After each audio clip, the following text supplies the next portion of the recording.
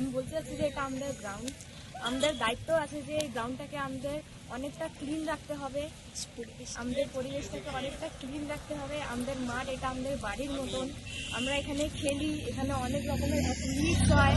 তো আমরা চাই যে এখানে যত কাচরা উচরা আছে সব এগুলো আমরা সাফা, আমাদের পরিবেশটা একদম ক্লিন রাখা উচিত।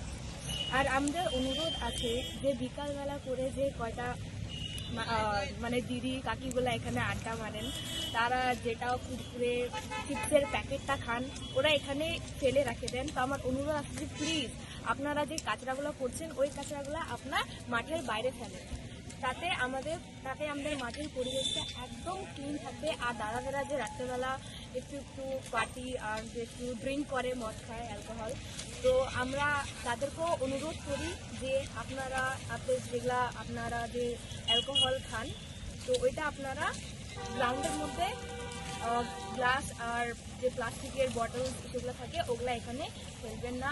আমরা অনেক অনুরোধ করি যে আপনারা ওইটা গ্রাউন্ডের বাইরে ফেলেন। দাগাপুরের তরফ থেকে এটা আমরা অনেক অনুরোধ করছি। Thank you.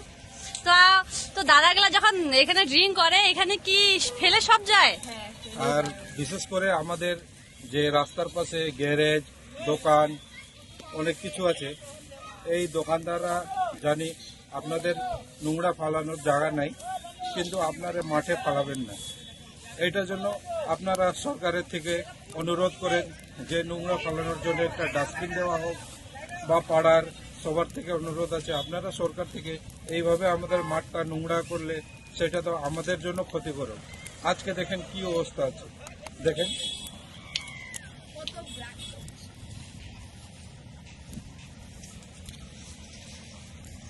দয়া করে আপনারা মাঠের মধ্যে কাচরা করবেন না, মাঠে আপনারা পার্টি করবেন, ড্রিঙ্ক করবেন, কিন্তু কাচরা করবেন না। সাফ করতে লাগে প্লেয়ারদেরকে অনেক অসুবিধা হয় প্লেয়ারদের। নমস্কার, ধন্যবাদ।